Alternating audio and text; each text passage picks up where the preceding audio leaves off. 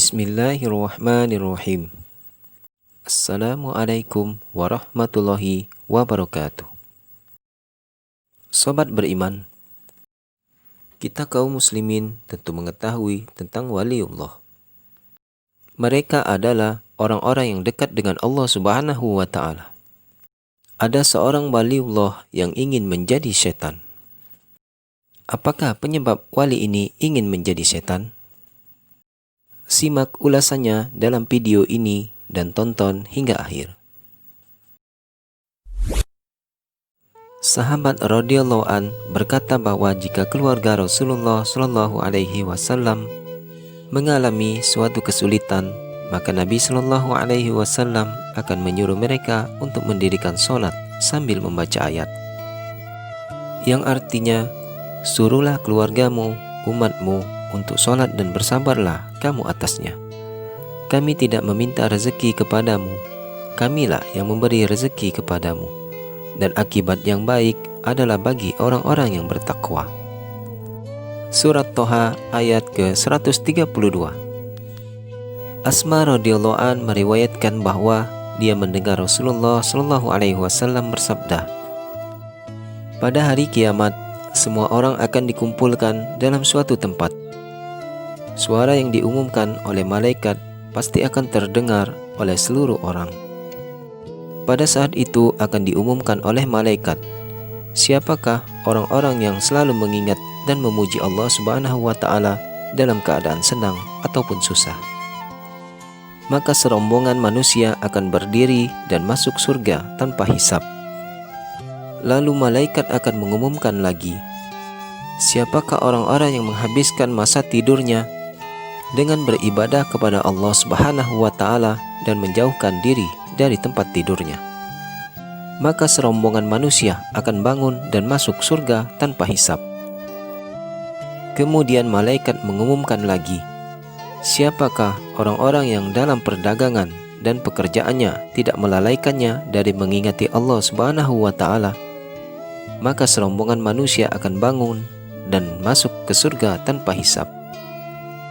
Terdapat hadis lain yang menjelaskan tentang kisah ini, yaitu disebutkan bahwa nanti akan ada suatu pengumuman yang menyatakan bahwa penduduk mahsyar akan mengetahui siapa orang yang paling mulia dan siapakah orang yang tidak melalaikan Allah Subhanahu wa ta'ala dalam perdagangannya dan tidak juga melalaikan untuk mendirikan sholat. Durrul Mansur. Syekh Nasar Samarqandi rahmatullah alaih juga telah menulis hadis ini dalam kitab Tanbihul Ghafilin. Kemudian beliau menambahkan bahwa setelah ketiga golongan ini masuk surga tanpa hisab, maka datanglah seekor ular sebesar leher unta dan sangat panjang. Matanya berapi dan fasih berbicara. Ular itu akan berkata, aku diperintahkan untuk mengambil orang-orang yang sombong dan buruk akhlaknya. Lalu ular tadi akan mematuk sekelompok manusia, seperti binatang ternak memakan biji-bijian, lalu melemparkan mereka ke dalam neraka. Kemudian ia akan keluar lagi dan berkata, sekarang aku diutus kepada setiap orang yang membenci Allah Subhanahu wa ta'ala dan Rasulnya. Maka orang-orang yang dicari itu akan dipatuknya, yakni manusia yang suka menggambar dan melukis. Setelah ketiga golongan tadi masuk ke neraka, maka barulah hisab dimulai atas manusia yang lainnya. Syekh Samarqandi rahmatullah alaih berkata bahwa pada zaman dahulu setan itu dapat terlihat oleh mata manusia. Seorang waliullah berkata kepada setan, beritahulah kepadaku bagaimanakah caranya agar saya dapat menjadi sepertimu. Setan menjawab, baru kali ini aku mendengar pertanyaan seperti itu dari manusia. Untuk apa kamu bertanya seperti itu? Sang waliullah menjawab, hatiku ingin seperti itu. Kata setan, caranya adalah kamu bermalas-malas dalam sholat, jangan tepati janjimu, dan campur adukanlah antara yang benar dan yang dusta. Waliullah menjawab, demi Allah, saya berjanji tidak akan bermalas-malasan dalam sholat tidak akan ingkar janji, dan tidak akan berbohong. Syahud setan, sungguh aku belum pernah berbicara dengan orang yang secerdik kamu.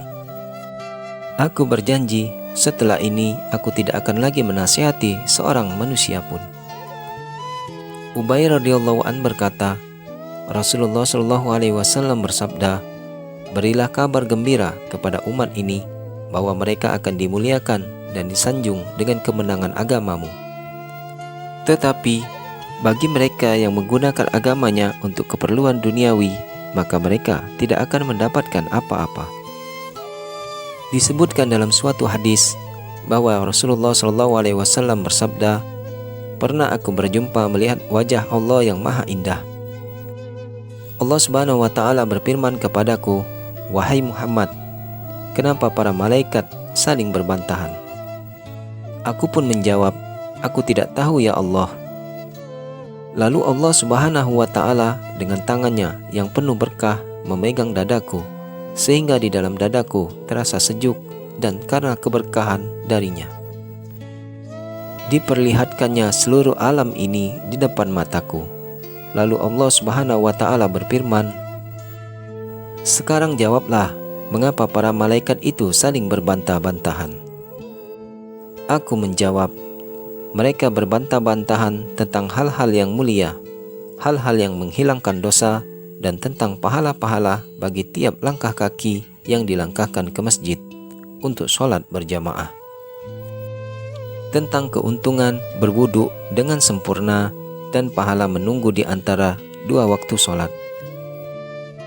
Barang siapa yang benar-benar memperhatikan hal ini, mereka akan hidup dalam keadaan yang sangat baik dan akan mati dalam keadaan yang sangat baik pula. Dalam hadis yang lain, Allah Subhanahu wa Ta'ala berfirman, wahai anak Adam, sholatlah untukku 4 rakaat di permulaan pagi hari, maka aku akan menyempurnakan semua keperluanmu pada hari itu. Tertulis dalam kitab Tanbihul Ghafilin, sebuah hadis yang menyebutkan bahwa sholat adalah penyebab ridhonya Allah Subhanahu wa Ta'ala.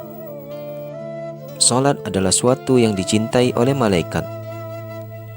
Sholat merupakan sunnahnya para nabi.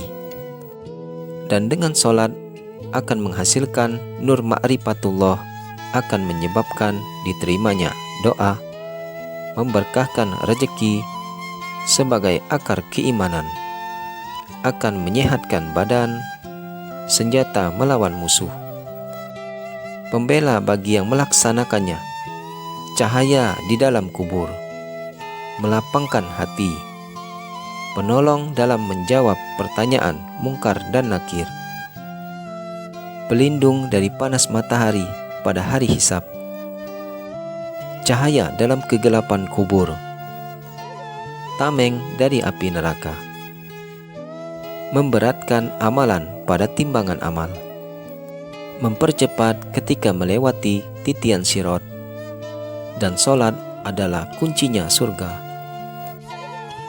Tertulis juga dalam kitab Al-Munabbihat bahwa Utsman radhiyallahu an berkata, Allah Subhanahu wa Ta'ala akan mengaruniakan 9 karunia kepada siapa saja yang menjaga kekhusyuan dalam sholat pada waktu yang tepat, yaitu Allah Subhanahu wa Ta'ala akan mencintainya. Dia akan merasakan nikmatnya kesehatan. Dia akan dilindungi oleh para malaikat. Rumahnya akan diberkahi. Nur kesalehan bersinar dari wajahnya. Hatinya akan menjadi lembut. Dia akan melewati sirat secepat kilat. Diselamatkan dari api neraka, dan pendamping-pendampingnya di surga adalah mereka yang telah Allah firmankan di dalam Al-Quran. Artinya, mereka yang tidak merasa takut dan tidak pula bersedih. Demikianlah kisah waliullah. Semoga mempertebal iman kita kepada Allah Subhanahu wa Ta'ala. Akhirul kalam, wabillahi taufik wal hidayah. Wassalamualaikum warahmatullahi wabarakatuh.